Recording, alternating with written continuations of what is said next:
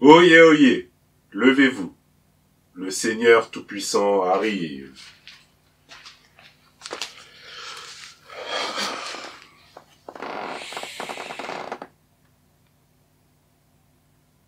Seigneur Dieu.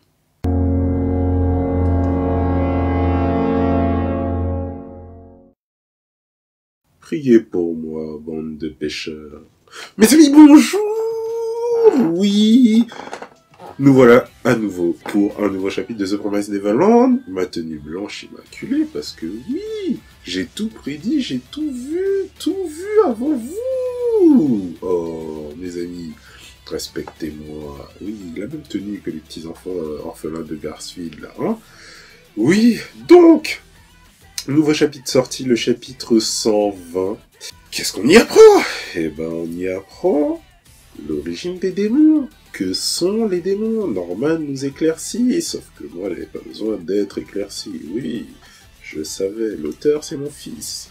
Enfin bref, du coup, première phrase du chapitre que Norman nous dit, hein, que les démons ont besoin de manger des humains, notamment le cerveau humain, pour maintenir leur apparence.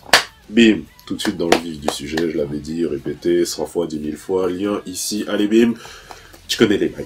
Donc, que sont ces démons?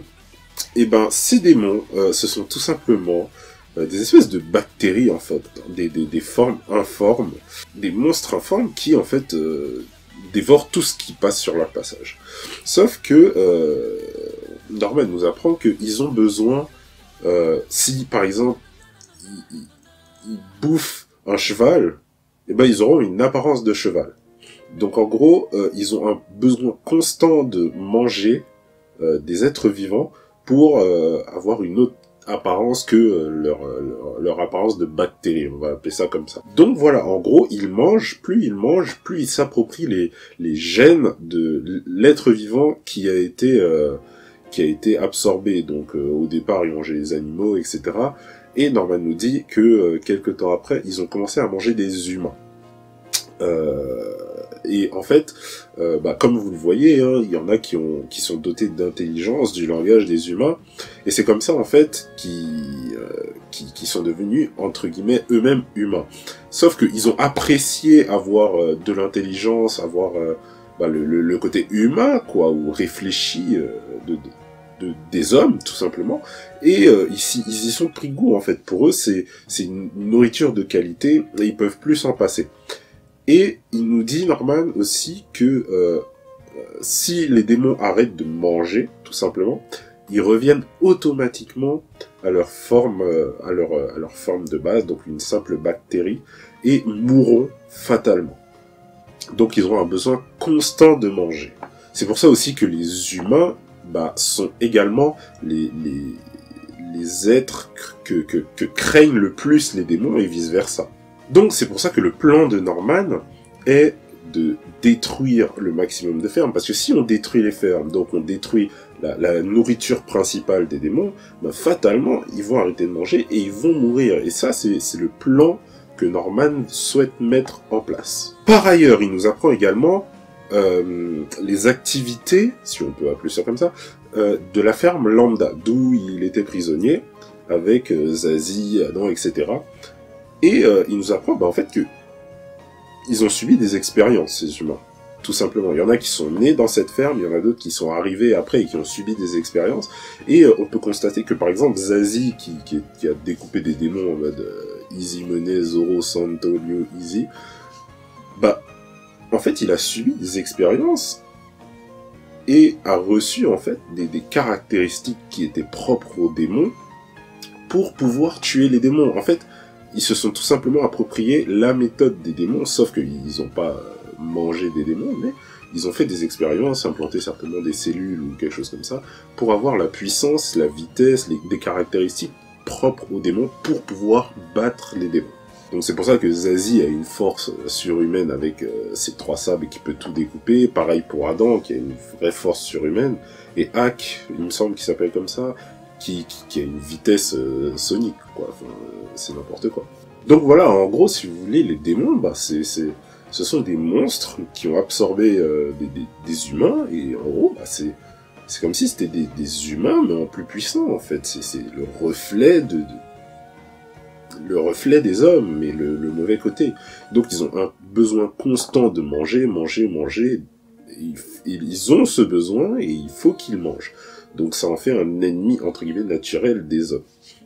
Et les hommes aussi, pareil, sont les ennemis naturels des humains, parce que on le sait tous, un homme menacé, c'est un homme en général qui est capable de faire de très grandes choses. Donc voilà, ensuite Norman dit à Emma et toute la famille par ailleurs que voilà sa réponse en fait. Sa réponse c'est tout simplement je souhaite détruire toutes les fermes et créer tout simplement un Neverland, enfin un lieu où tous les orphelins pourront vivre librement, mais dans le monde des démons.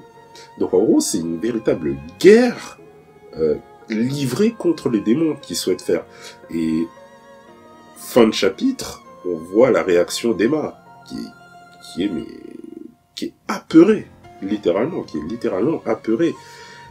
Et ça, bah, pour moi, c'est un signe, comme je vous ai dit, petit lien ici, hein, comme je vous ai dit, d'une possible future rivalité Emma-Norman. Même si Emma et Norman ont des sentiments l'un pour l'autre. Mais voilà, n'empêche que, comme je vous ai dit, Norman, à force d'être au contact des rateries et d'avoir connu la vérité, etc., je pense qu'il a développé cette haine et il souhaite vraiment faire la guerre aux démons, éradiquer toute race démone. Tandis que Emma, elle, voudrait le faire de manière un peu plus pacifique, en séparant distinctement bien les deux mondes. Mais voilà, pour Emma, même si ce sont des démons, ce sont avant tout des êtres vivants, et elle ne voudrait pas être amenée à les tuer. Donc voilà, et c'est pour ça que dès le départ, ça m'a fait tilt, et que cette rivalité, pour moi, pourrait être tout à fait plausible. Donc voilà, à voir comment ça va évoluer. Donc un chapitre avec pas mal d'informations, notamment l'origine des démons, pourquoi ils mangent, l'évolution de leur espèce, ceux qui sont réellement. Ensuite, il y a les expériences sur la ferme lambda, pourquoi Zazie, Hack, etc. ont une force surhumaine. Ils ont subi des expériences, hein, tout simplement, des cellules de démons afin de vaincre les démons également. Et enfin, bah, la réponse claire, nette et précise de Norman au reste du groupe. Il veut faire la guerre. Emma est apeurée. Qu'est-ce qui va se passer? Qu'est-ce qui va se passer? Et ça, on se le demande bien. Je pense que Emma va pas tout de suite dire « Ouais, je suis pas d'accord, faut pas faire ça, ça, ça ». Mais je pense qu'elle va essayer de le faire comprendre, l'amener d'une manière un peu subtile, même si on sait que Norman est quelqu'un de très très intelligent et qui va certainement le comprendre de lui-même. Ou bien sinon, Ray va le dire cash. Ça aussi, hein, ça peut être une possibilité. Mais voilà, il y aura encore, je pense, une grosse discussion et à voir ce qui va se passer. Après, le truc, c'est qu'il n'y a pas que Emma et Ray, c'est tout un groupe de personnes. Et en fonction du vécu de chacun, enfin des positions des uns et des autres, est-ce que ce groupe de personnes, je parle pas de tout l'ensemble de la ville caché dans l'arbre et tout, non, mais est-ce que ce groupe d'une soixantaine de personnes que Emma et Ray ont sauvées auront tous le même avis? Est-ce que d'autres n'auront pas l'avis plutôt de Norman? Je pense notamment à ceux de Goldie Pond qui ont vécu un enfer. Est-ce que eux, ils seraient pas amenés à plus faire la guerre que trouver une solution pacifique? Est-ce que l'ensemble du groupe de Grassfield sera entièrement d'accord avec Emma? Ça se trouve, il y en a qui vont retourner leur veste. Et c'est une possibilité que ce groupe-là, en fait, bah, se scinde en deux directement, tu vois. Donc,